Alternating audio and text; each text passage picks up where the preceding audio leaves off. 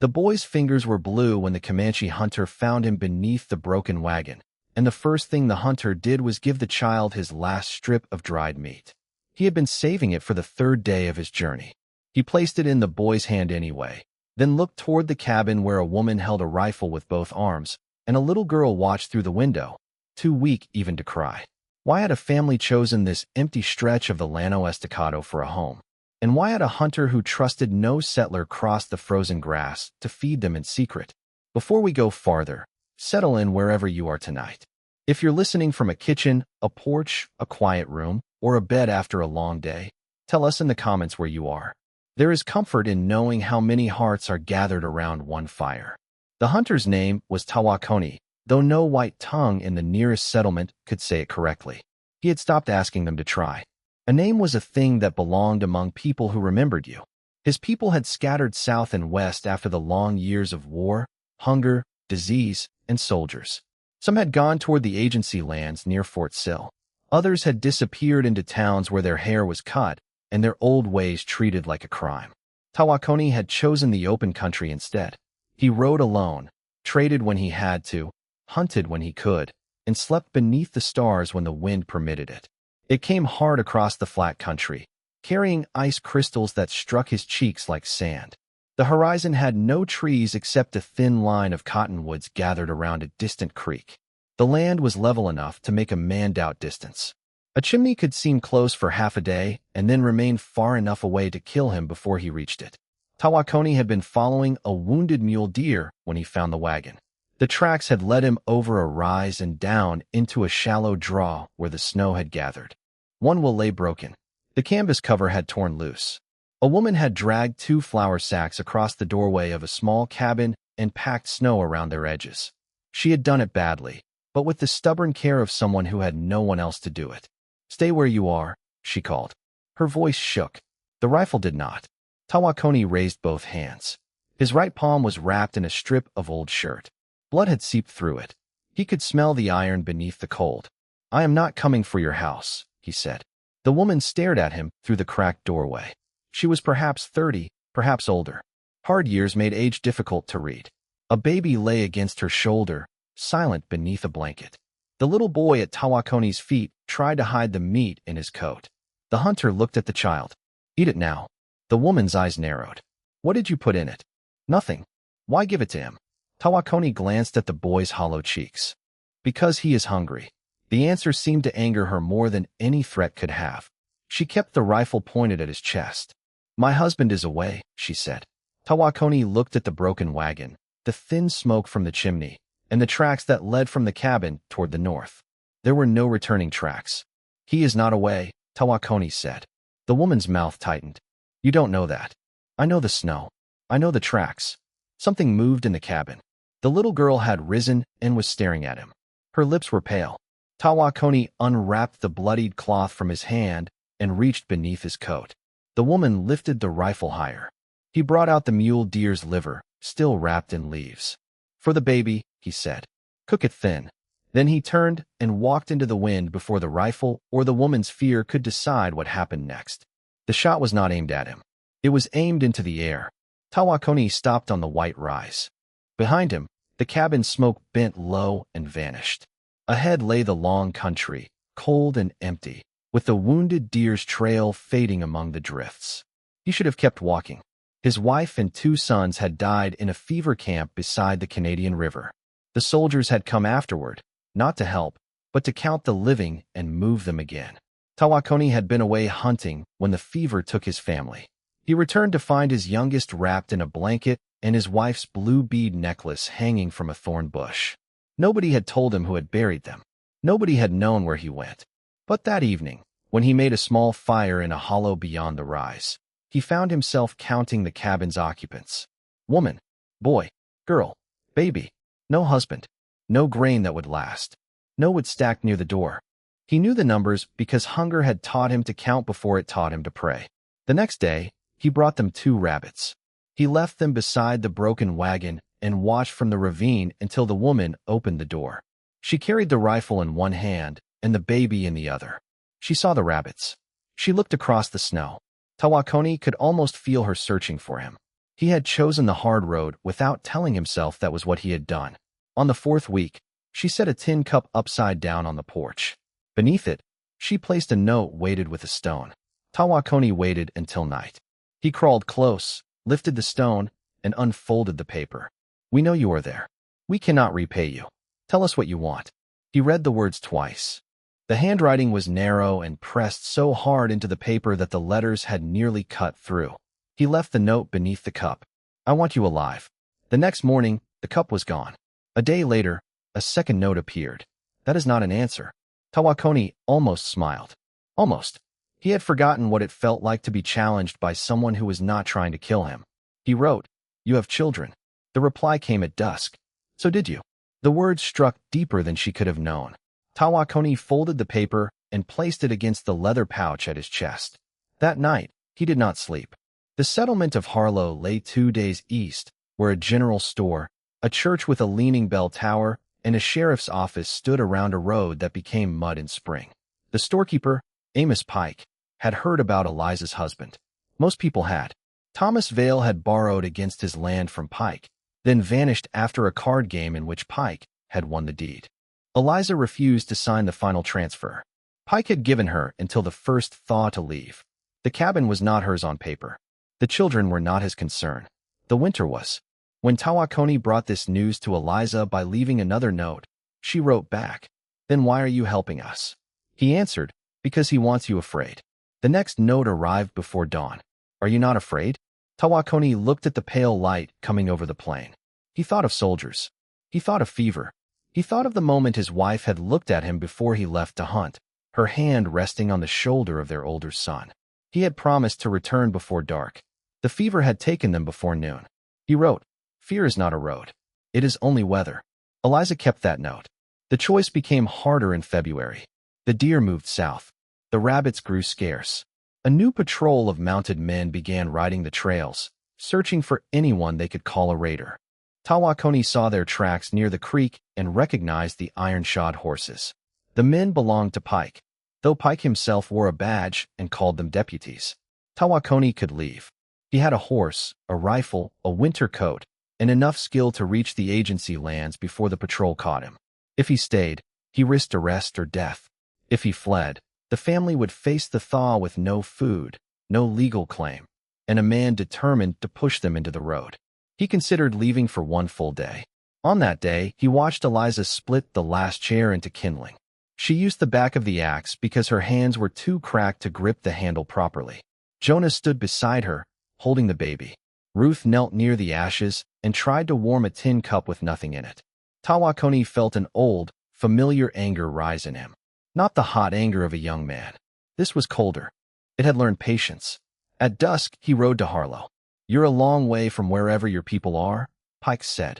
"I am here for flour. Trade." Tawakoni placed a silver watch on the counter. It had belonged to his father. Pike examined it without touching it. "Stolen?" "No." "Then it has a story." "All things do." Pike smiled. "You speak English better than most men expect." "They expect little." Pike leaned closer. "That family west of here is finished. You would do well not to involve yourself."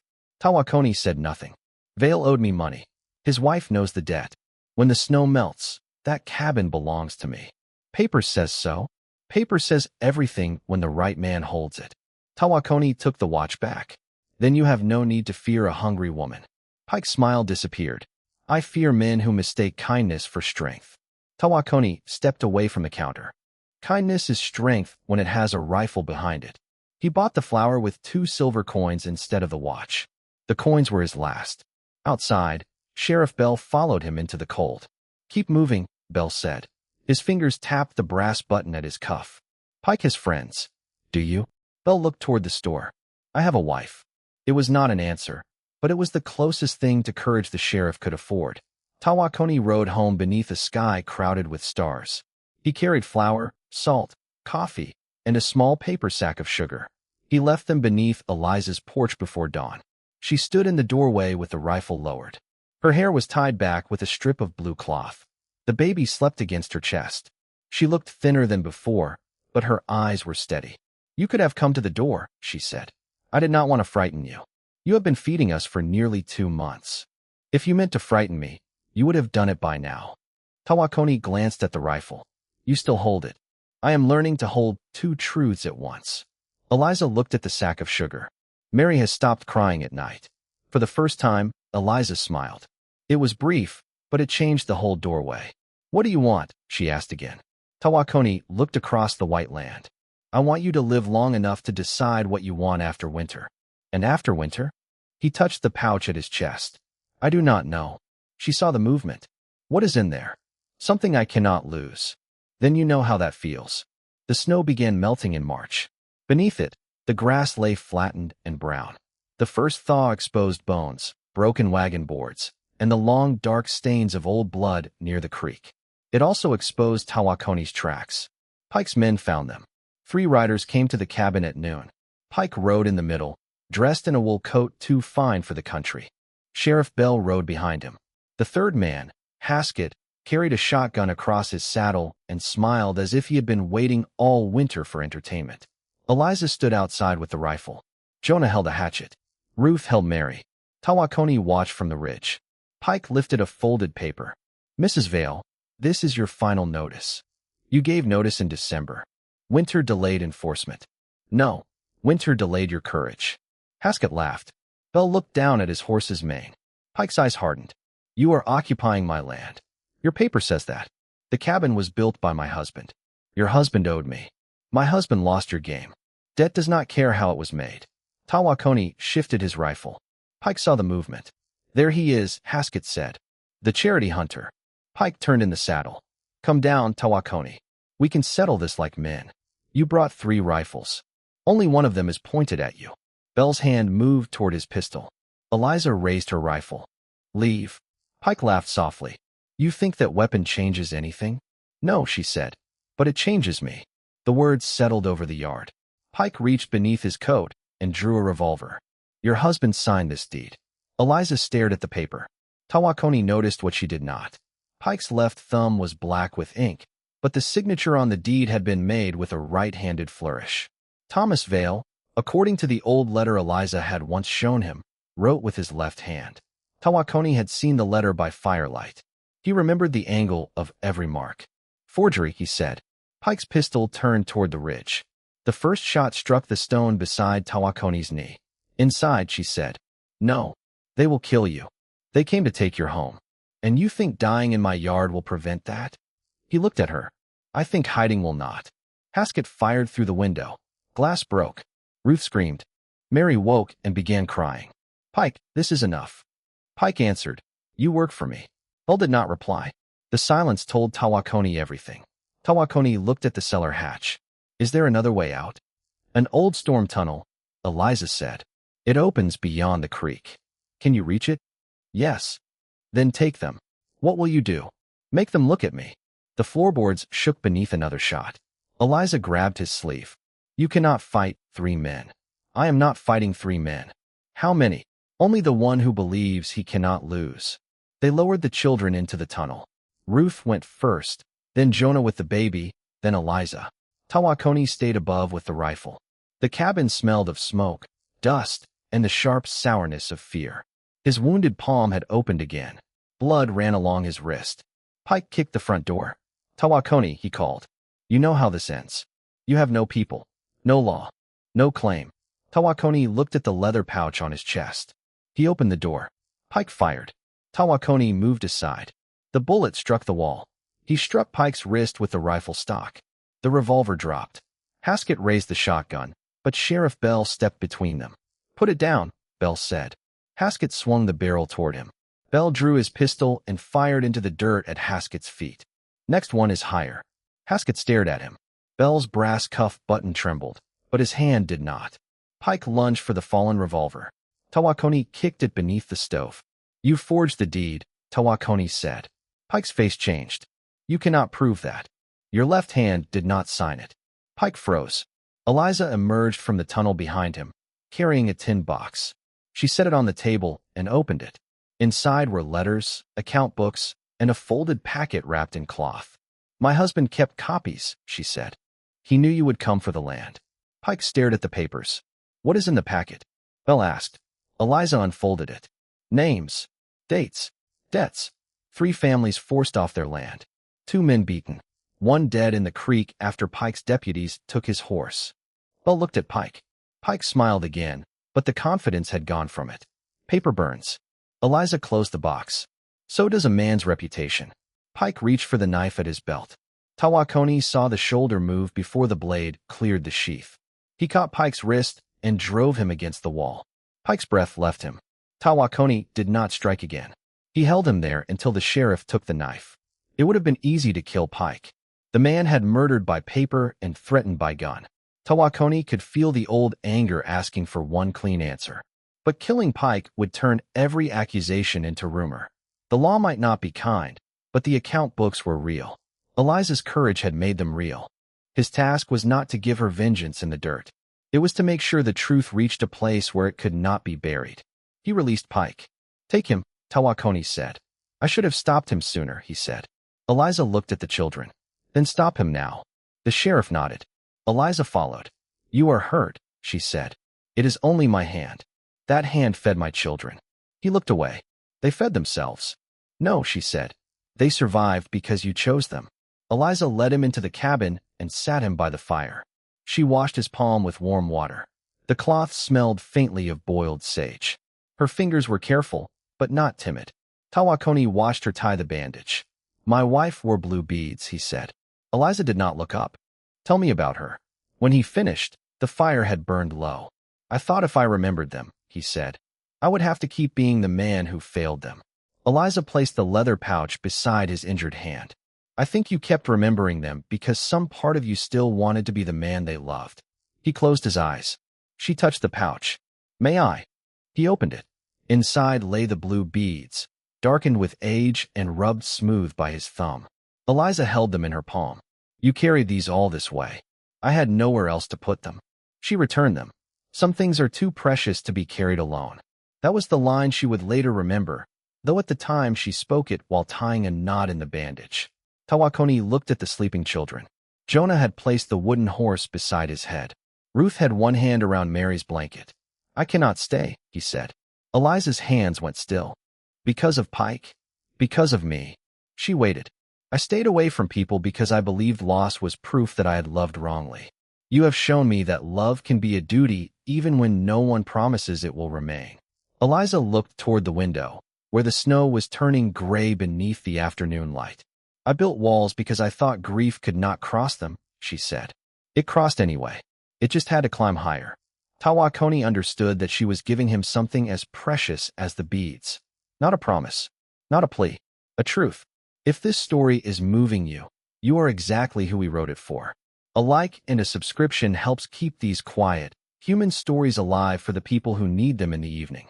And if you have ever carried grief alone, know that you do not have to explain why the weight is heavy. By spring, Pike's accounts had reached the county judge. The deed was declared false. The families he had cheated came forward one by one. Sheriff Bell testified against him. Haskett did too, after Pike's money failed to buy a lawyer willing to risk his own name. Pike lost the store, the land, and the fine coat he had worn like a second skin. He was sentenced to the territorial prison for fraud, assault, and the killing of a homesteader whose widow had kept one of his account books hidden beneath a flower bin. It was not a perfect justice. No court could return the years, the graves, or the children who had gone hungry because of him. But the law took everything Pike had built through fear. He left Harlow in a wagon with iron around his wrists, while the people he had threatened watched from both sides of the road. Eliza kept the cabin. The account books became the beginning of a claim fund for the families. Bell resigned the badge that summer and took work repairing fences. He no longer touched the button at his cuff when he met a person's eyes. Tawakoni planned to leave after the trial. He packed his saddle at dawn and stood beside his horse. The country smelled of wet earth and new grass.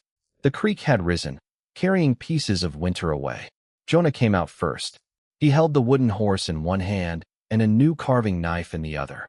"Can you teach me to make the leg straight?" he asked. Tawakoni looked at the cabin. Eliza stood in the doorway with Mary on her hip. Ruth was beside her, holding a blue ribbon. "You must learn to hold the knife properly," Tawakoni said. Jonah nodded solemnly. "Will you stay long enough?" Tawakoni had no answer ready. That was how he knew the answer mattered. Eliza walked toward him. You do not owe us your life. I know. You do not owe us another winter. I know. Then why are you still standing here? He looked at the land, at the repaired wagon, at the little garden Eliza had begun beside the cabin. He looked at the children who had once been too weak to cry and now argued over a wooden horse. Because I want to see what comes after, he said. Eliza's face softened. That is a good reason. He stayed. Not as a servant. Not as a ghost. Not as a man repaying a debt. He built a small house near the creek, close enough to hear the children laughing and far enough that Eliza could still close her own door. He taught Jonah to read tracks and Ruth to calm a frightened horse by standing where the animal could see her hands. Eliza taught him the names of garden plants and the habit of speaking before silence hardened into distance. They did not call it marriage that first year. They called it breakfast. They called it mending a fence. They called it walking home before dark. Some promises grow better when no one pulls them out of the ground to inspect the roots. In the autumn, Tawakoni took Eliza to the ridge where he had first watched the cabin. The grass had turned gold. A hawk circled over the creek. He gave her the blue bead necklace. She shook her head. I cannot take this. You are not taking it. What then? I am letting it have a home. Eliza fastened the beads around her neck. The blue stood against her brown dress like a piece of sky that had come down to rest there. Tawakoni had expected pain. Instead, he felt space open inside him. Not emptiness. Space. Enough for memory and hope to sit together without one driving the other away. The following spring, a new family arrived from the east with a wagon that leaned badly and a baby who coughed through the night. At dawn, they found a sack of flour beneath their porch, 3 rabbits hanging from the wagon tongue, and a note weighted by a stone. You are not alone. Eliza found Tawakoni by the creek, where he was watching the sunrise turn the water copper. She stood behind him and rested her hand on his shoulder. You left food for them, she said. I did. You could have asked first. They were hungry. She leaned against him. You have made a habit of that answer. He looked at the cabin, where Jonah was teaching Ruth to whittle and Mary was laughing at something nobody else could see. A good habit is still a habit worth keeping, he said. Months passed. The garden grew. The wagon wheels turned without groaning. Tawakoni began sleeping inside the house when the wind rose, though he still kept his rifle beside the door. Eliza stopped reaching for it when he entered. This was how trust announced itself, not with a speech, but with a hand that finally rested. Years later, when people in Harlow spoke of the winter the grass froze and the fields turned white, they remembered Pike's downfall. They remembered Sheriff Bell's testimony. They remembered Eliza Vale standing in her doorway with a rifle and refusing to be moved. But the children remembered something else. They remembered a lonely hunter who came through the cold without asking to be thanked. They remembered how he taught them that a trail could be read like a letter, that a horse could hear fear in a person's breathing, and that no one should be left hungry merely because the world had decided not to see them. One evening, years after the cabin's first winter, Eliza sat on the porch with her silver hair braided beneath the blue beads. Tawakoni repaired a bridle at her feet. The smell of coffee drifted through the open door. Jonah's children chased fireflies near the creek while Ruth sang softly inside. Mary, grown now, leaned against the porch post and read a letter aloud to the family. The land had not become gentle. Winter still came. Drought still cracked the earth. People still lost what they loved. But the family no longer faced any season alone. Eliza reached down and covered Tawakoni's hand with hers. His fingers were scarred, strong, and warm from the leather. He had once believed love was the thing a man failed when he could not prevent loss. Now he knew better. Love was the thing that taught a person to keep opening the door. At sunset, the children carried warm bread to the new family by the creek, while Tawakoni and Eliza watched from the porch, the blue beads shining at her throat like a small piece of sky that had finally found its way home. Next time, we'll follow the story of a deaf woman sent to a remote ranch because her family was ashamed of her, and the blind rancher who recognized her worth before she spoke a single word. Until then, keep a light on for someone who may be trying to find the door.